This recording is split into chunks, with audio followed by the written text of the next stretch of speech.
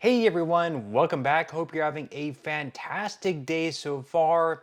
So on October 10th, next month, there's going to be a few different things, a few different changes that we're going to be knowing about coming to Social Security. We're going to be covering what those are. Plus, there are also a few changes that all Americans or most of Americans can agree with. We're going to be going over what those are as well. But before we go ahead and dive into the main content of today's video, if you wouldn't mind helping out real quickly by just giving this video a like, that just helps out with the good old YouTube algorithm, and also consider subscribing to my channel if you have not already. Plus, if you would like to receive up to $200 in free stock or $200 in free cash, in a pinned comment below, I will be leaving a link to Robinhood. All you have to do is once you click on that link, is just sign up for a free account and then simply link your bank account. You do not even have to make an opening deposit. At that point in time, Robinhood will be sending you one free stock worth all the way up to $200. And if you'd rather just have the cash, all you have to do is once you receive the free stock is just sell it for what it's worth and then transfer the cash value right back to your bank account. Okay, so diving right into today's video, first off, we're going to be covering an article here by Newsweek. They're going to be going over a few different changes that most Americans are agreeing with each other on both sides of the aisle, Republican voters, Democratic voters, as well as independent voters in the middle. A few different changes they believe should be taking place to fix the solvency issue within Social Security. So we're going to be diving right into this article, and leave your thoughts in the comments below. Do you also agree with these changes? Do you disagree? Or there's some other ideas that you might have as well. So let's go ahead and dive right into this here. So they say that the majority of Americans would support lowering Social Security payments for millions to help solve the program's upcoming funding crisis, according to a recent survey. Social Security payments are sent out monthly to seniors during their retirement, as well as those living with disabilities across America. The Social Security Administration is staring down an insolvency crisis as early as the mid-2030s, as more baby boomers retire into the system and fewer younger workers pay into the program, meaning there might not be enough for full payments unless major reforms are passed. While Americans have largely been critical of proposals to cut Social Security benefits, a new report for the Program for Public Consultation at University of Maryland School of Public Policy found a majority of Americans would support reducing benefits under very specific circumstances. So they say that in the survey of roughly 4,600 adults, 53% said it was acceptable to reduce the monthly benefits for the top 40% of earners, which the report said it would reduce the impending Social Security shortfall by 23%.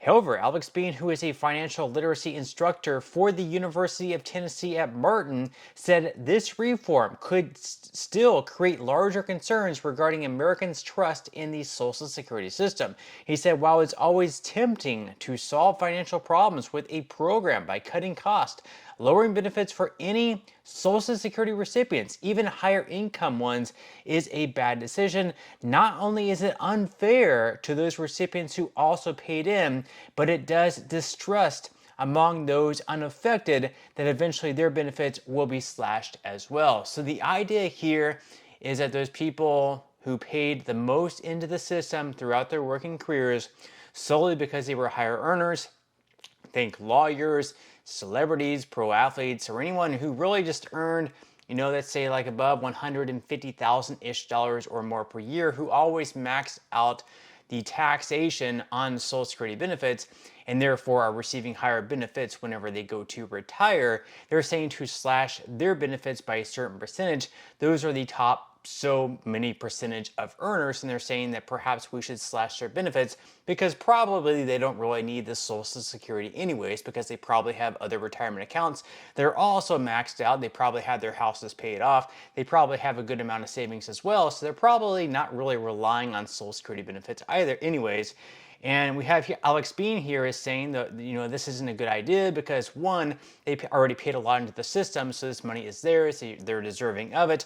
And two, even the lower earners, they might be saying, oh, well, while it's great that the trust fund is going to be solvent, maybe we're going to be the ones next that are going to have our benefits cut. So that sort of creates like a distrust in the whole system. So Alex Bean is against the idea, even though we have the majority of Americans in favor of this idea, but leave your thoughts and comments below. Are you in favor of slashing benefits for the highest earners? Leave your thoughts and comments below. Now, the article goes on to say that the majority of both Republicans and Democrats surveyed also said they supported increasing the payroll tax and subjecting wages over $400,000 to the payroll tax. Currently, wages subject to that tax are capped at $169,000, but the SSA could have more money available if that was increased.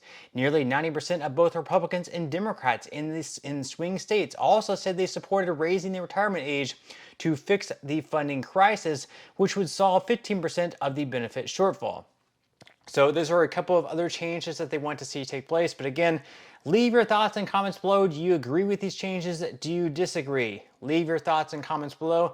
Now, moving on to our last and main story of today's video. Next month on October 10th, there are going to be a few different changes taking place to Social Security that we are going to be learning about. We're going to be covering in this article by the Motley Fool what those changes are going to be. So the first one, of course, is that the cost of living adjustment is going to be increasing. So for months, there's been speculation about next year's Social Security COLA based on inflation readings to date.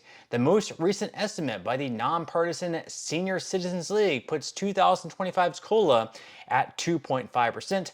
However, that number could wiggle upward or downward depending on how inflation trends during the month of September. So that's the first change, is we are going to see a cost of living adjustment increase next year, 2.5%. That means on average, the average retiree is going to receive a benefit increase of anywhere between $40 to $50 more per month.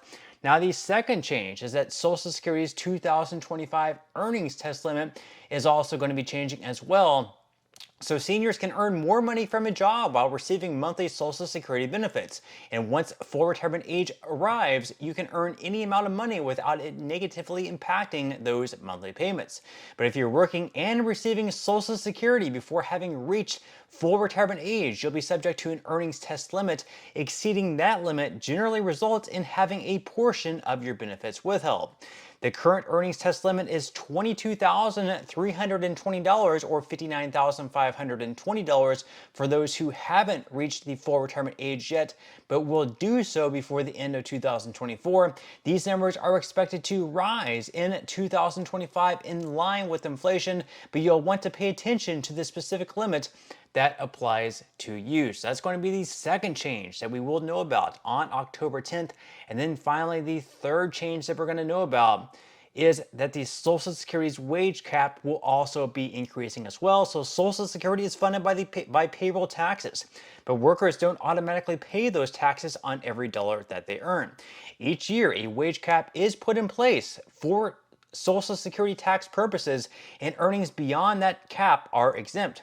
The current wage cap is $168,600, but like the earnings test limit, that number is expected to increase in 2025 to account for inflation and wage growth. That means that higher earners should prepare to lose more of their paychecks. And if you think that you're in that category, you may want to sit down with a tax professional to talk through strategies of minimizing your overall IRS burden. So again, October 10th, there's going to be a few different changes that we're going to know about. October 10th specifically is because that's the date in which the Bureau of Labor Statistics is going to release the new inflation numbers for the month of September. And that's when we're going to know the final month of the 3-month third quarter data that we're going to be able to compare to last year from this year. And again, whatever that has increased by, whatever inflation has increased by, using the CPIW data is what the cost of living adjustment is going to be looking like next year in 2025. And you're going to start seeing those payments increase reflected on your paychecks starting in January of 2025. Or if you receive SSI, you're actually going to be receiving 2 checks in the month of December. Actually, it's going to be 1 check. It's going to be the last check in December. I believe actually in November, if you receive SSI, you're going to be receiving 2 checks, and then you're not going to receive your check in December until the latter parts of December. That's because January 1st is going to be falling in a holiday, so you're actually going to be receiving your cost of living adjustment increased if you receive SSI in 2024 for your December check, which is technically, again, just your check for January. But that's all we have for today's video. I certainly hope you enjoyed and found value out of it.